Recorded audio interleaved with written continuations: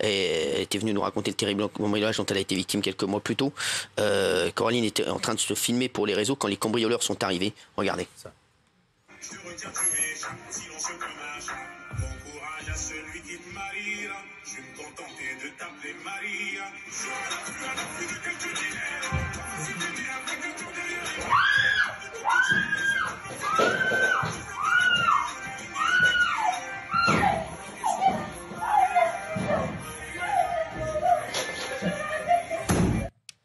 Alors merci Coraline d'être avec nous. Donc un homme sonne à votre porte, vous agresse violemment. Rappelez-nous ce qui s'est passé. Oui, en fait, c'est un jeune homme qui a sonné à la porte. J'avais le Judas, j'ai regardé, un jeune homme, donc je me suis dit, bon, ok. J'ai ouvert, il m'a dit que c'était un de mes voisins. Je ne les connais pas tous, donc j'ai ouvert la porte, il m'a demandé de l'aluminium. Je suis allée chercher l'aluminium dans la cuisine. Et en fait, quand j'ai pris l'aluminium, j'ai senti qu'il y avait quelque chose qui n'était pas normal. Et en revenant sur mes pas, il m'attendait dans le salon, il m'a pris à la gorge et il a essayé de me... Enfin, il m'a tabassé pour que je tombe déjà et puis il voulait ma montre. Alors là, ils dévalisent, ils vous ont dévalisé, dévalisent votre dressing, c'est ça? Ouais, en fait, il cherche ma montre dans mon dressing, elle était devant ses yeux. Et il ne l'a même pas vue. Et puis, d'un moment, je leur ai dit, mais qu'est-ce que vous voulez? Je suis allée leur chercher ma montre, je leur ai donné main dans la main.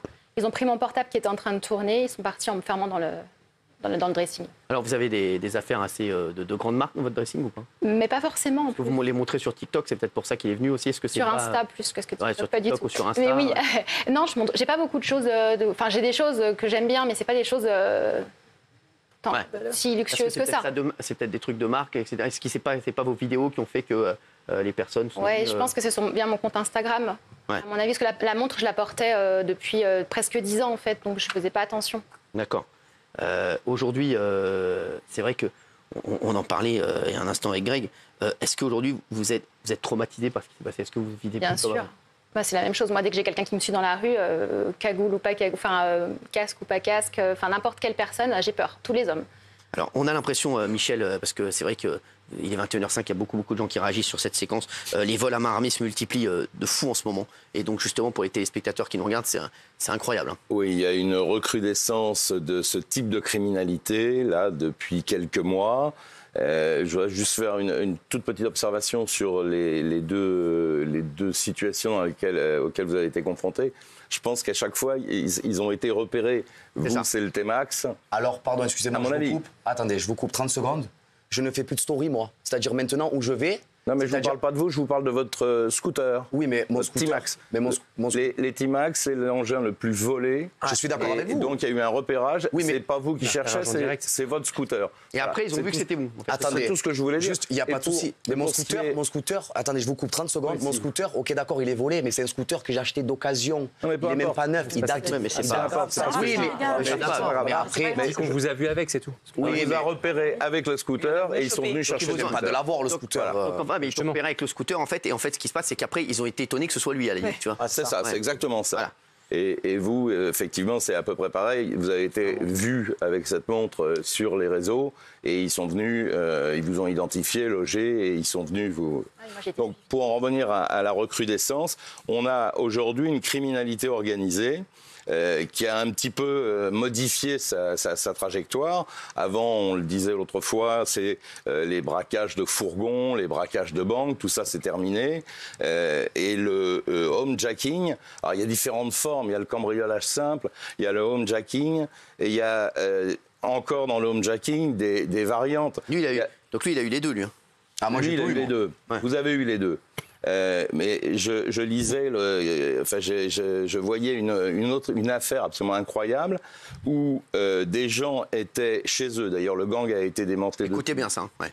La personne est chez elle avec sa femme, ses enfants, ses chiens. Il est dans une magnifique maison des Yvelines et les homejackers l'ont gazé, c'est-à-dire qu'ils sont rentrés à l'intérieur du domicile. Ils ont probablement, ils avaient des masques sur le visage. Ils ont répandu un gaz soporifique à l'intérieur du bâtiment. C'est impossible. Les gens, pardon. C'est mission impossible, quoi. Ah ouais. C'est pas mission impossible, c'est une vraie histoire. Ça arrive très fréquemment, ça. Et c'est arrivé, c'était dans les Yvelines, et les individus ont, pour la plupart d'ailleurs, été interpellés. Ils volaient des voitures de luxe, des grosses berlines, des gros 4x4. Donc la criminalité n'arrête jamais. En réalité, il y a toujours un plus du plus, et donc ils améliorent à chaque fois leur mode opératoire. C'est une expression, parce qu'il voulait dire mission impossible. Merci, Cyril. Non, ça, c'est une expression. Oui. Juste un chiffre qui va faire frémir les gens, mais c'est le dernier chiffre. 1000 agressions par jour sont commises en France. 1000 agressions par jour. 362 000 en 2023, voilà. Plus 6%. Oui, donc voilà, là, ça c'est global. Non, mais les agressions... 63% par rapport en 2017. En 2017, c'était que 220 000, donc c'est bien pire. Donc c'est énorme. Il y a une hausse de l'insécurité. Parfois, le gouvernement nous dit c'est le sentiment d'insécurité. Non, il y a une hausse, les chiffres sont là. Juste pour revenir, toutes les histoires, parce que les histoires de people, on a l'impression que toutes les semaines, il y a un people qui se fait cambrioler ou agresser, ou qu'est-ce qui se passe? Il se passe que ces gens sont en vue, que ces gens sont repérés. Je vous le disais l'autre jour, par le système de plateformes de livraison, il y a des informations qui circulent. Il y a des équipes extrêmement structurées, un peu comme dans le grand banditisme, où on a des équipes à tiroir, et donc on va, dès qu'ils récupèrent une adresse, le nom, le code, etc., via un livreur, eh ben, ils envoient du monde sur ces affaires, et ils viennent braquer. Et en même temps, les peines sont relativement faibles. C'est ça le problème. Greg, tu te fais menacer, toi, insulter sur les réseaux ou pas? Ah oui, complet. Ouais. Oui, bien sûr, les haters, c'est courant, on va dire. Ouais, mais moi, à l'heure d'aujourd'hui, je calcule même pas ça. Ouais, ça. Parce que je me dis que dans ma tête, déjà, que le mec, déjà, il prend de l'énergie pour m'écrire et pour m'insulter, déjà. Ouais. Déjà, j'ai gagné, déjà.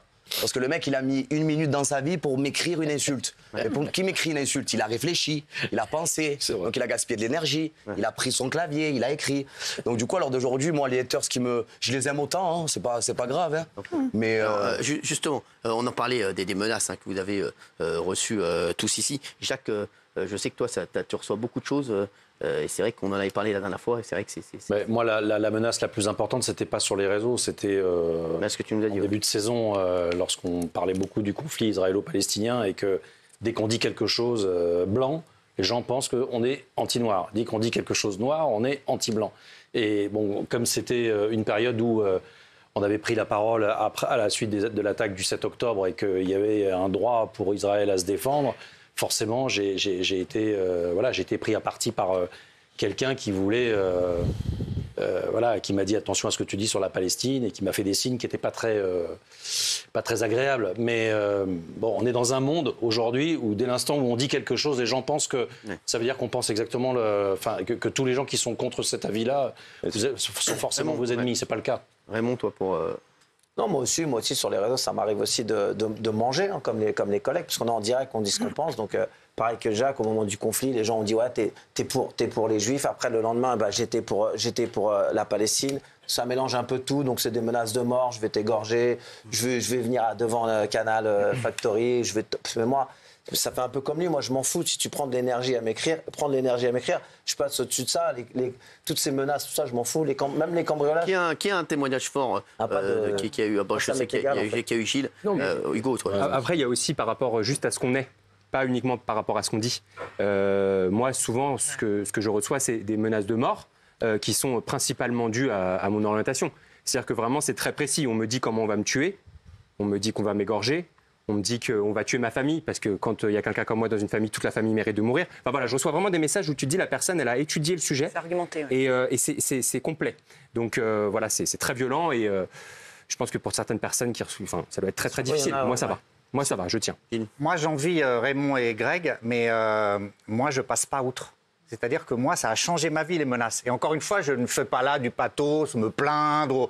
On a une personnalité publique, on a une très belle vie, attention. Mais moi, ça a changé ma vie. C'est-à-dire que maintenant, voilà, je sors plus, je me cache. C'est pas les mêmes histoires de vie, peut-être que toi, parce que t'es pas. Non, mais attends, laisse-le témoigner. Non, je dis juste, c'est pas du tout une critique. Hein. Non, je dis juste, moi, ça a influé sur mon comportement. J'ai changé, je suis fermé, je ris moins. Les menaces, elles m'ont fait peur. Et les plaintes n'ont pas effacé les menaces. Michel. Non, je veux juste te dire que c'est une forme de terrorisme. Et ces gens parviennent à leur fin précisément à partir du moment où ils font peur, où ils vous empêchent de sortir, où c'est du terrorisme. Et d'autant plus que ça influe sur les débats suivants. Et ça peut influencer le positionnement qu'on peut avoir. Ça, il ne faut pas. Non, ça, il faut pas. Non, mais laisse-le parler. C'est très important parce que la forme de terrorisme à laquelle tu fais allusion, c'est ça aussi. Ouais, c'est ça. C'est que tu le dis toi-même, Gilles, si tu n'es plus le même et que même dans ton comportement physique, tu fais attention à ne plus sortir dans la rue, c'est difficile d'en faire abstraction aussi lorsque tu es ici. Et lorsque tu es ici, tu te dis, j'ai été violent là-dessus hier, je vais peut-être y aller mollo demain. Ouais, donc, pardon, mais je pense que ça nous traverse tous l'esprit, plus ou moins. Et si c'est ça, c'est là où ils ont gagné. Bien sûr, bien sûr. Merci, on n'est pas cons. Merci. Merci en tout cas. Excuse-moi, Greg. Bon, ça va, t'es pas trop stressé? Pas du tout. Ouais, ça va tranquille. Non, jamais de la vie. Non, pas trop stressé. Tu vas racheter un scooter ou pas? Mais ils me l'ont retrouvé, mon scooter. Ouais. Tu vas le reprendre le même? Et je vais garder mon scooter, bien sûr. Ouais. Pourquoi je vais m'arrêter de vivre, moi, pour ces gens-là? Ah ben alors je fais quoi, Cyril? Alors dis-moi, donne-moi une solution, alors je fais quoi? Ah, tu prends un chauffeur. J'arrête de vivre, alors? Je peux te ramener, moi je peux t'amener. C'est vrai? Tu veux me ramener, me ramener? Ouais, vas-y. Tu veux m'amener, me ramener? Fais ça. Merci Greg, en tout cas, d'avoir été avec nous. Avec plaisir, merci pour Michel l'invitation. Marie. Tout de suite, c'est Montjuil sur C8. Merci.